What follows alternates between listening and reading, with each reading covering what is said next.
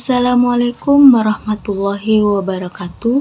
Nama saya Nur Hikmah Eril dari 1D D3 Administrasi Bisnis NIM 351218080 Politeknik Negeri Ujung Pandang.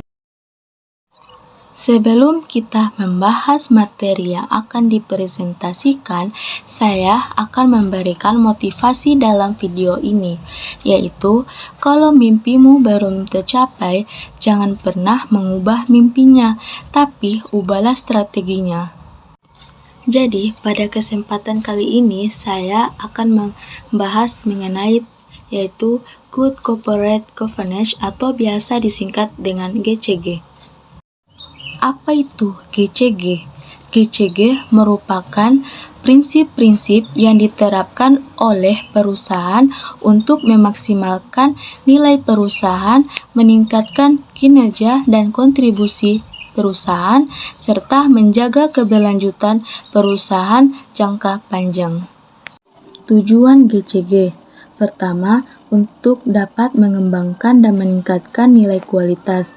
Kedua, untuk dapat mengelola sumber daya dan risiko secara efektif dan efisien. Ketiga, mensukseskan program privasi perusahaan-perusahaan pemerintah.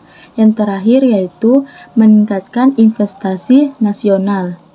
Mengapa GCG itu penting? Ada 3 hal yang diketahui, yaitu pertama, menjamin keputusan strategi dapat dilakukan dengan benar dan efektif.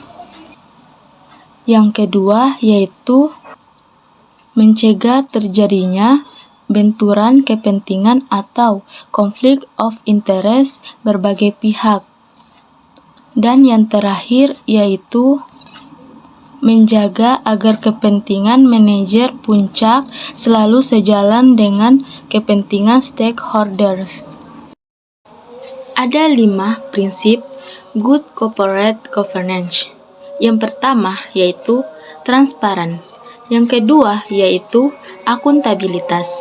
Yang ketiga yaitu independen. Yang keempat yaitu kewajaran. Yang terakhir yaitu pertanggungjawaban. Saya akan menjelaskan apa saja yang dimaksud dengan 5 prinsip GCG tersebut. Yang pertama yaitu transparan. Transparan merupakan keterbukaan dalam melaksanakan proses pengambilan keputusan dan keterbukaan dalam mengungkapkan informasi material dan relevan mengenai perusahaan. Yang kedua yaitu akuntabilitas, yaitu kejelasan fungsi, pelaksanaan, dan pertanggungjawaban organ sehingga pengelolaan perusahaan terlaksana secara efektif.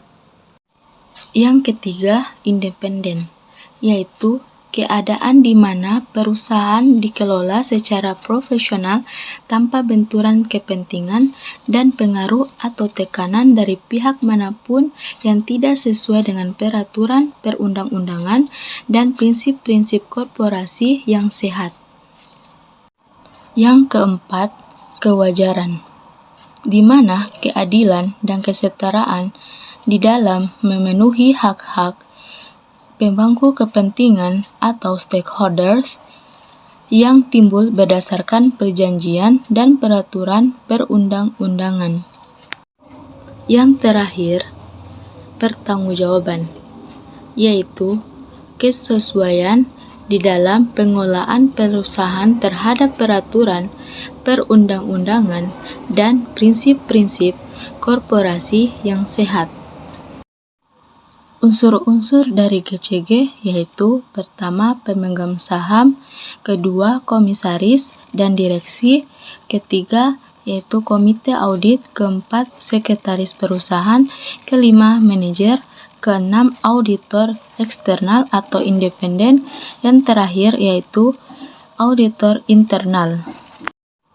Manfaat dari GCG yaitu pertama mengurangi asensi cost, kedua, mengurangi biaya modal, ketiga, meningkatkan nilai saham dan citra perusahaan, dan yang terakhir yaitu menciptakan dukungan para stakeholders.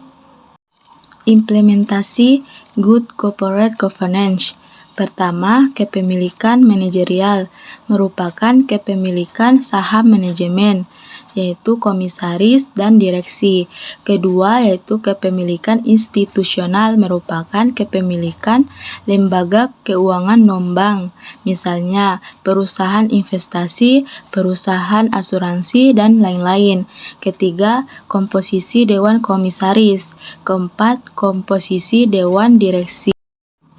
Contoh kasus dari Good Corporate Governance yaitu PT Katarina Utama Tbk merupakan perusahaan yang bergerak dalam bidang jasa pemasangan, pengujian dan uji kelayakan produk dan peralatan telekomunikasi. Direktur utama Rina adalah Fasli bin Zainal Abidin. Rina tercatat di BI sejak 14 Juli 2009. Belum lama ini, Rina menggelar penawaran saham perdana kepada publik dengan melepas 210 juta saham, atau 25,93% dari total saham.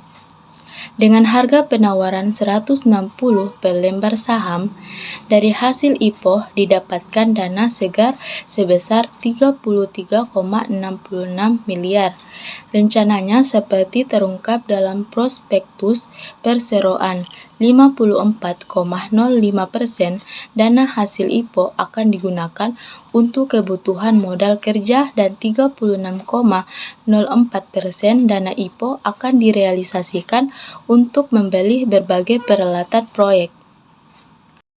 Baik, sekian yang dapat saya paparkan, kurang dan lebihnya mohon dimaafkan dan semoga bermanfaat, dan saya tutup dengan ucapan wassalamualaikum warahmatullahi wabarakatuh dan terima kasih.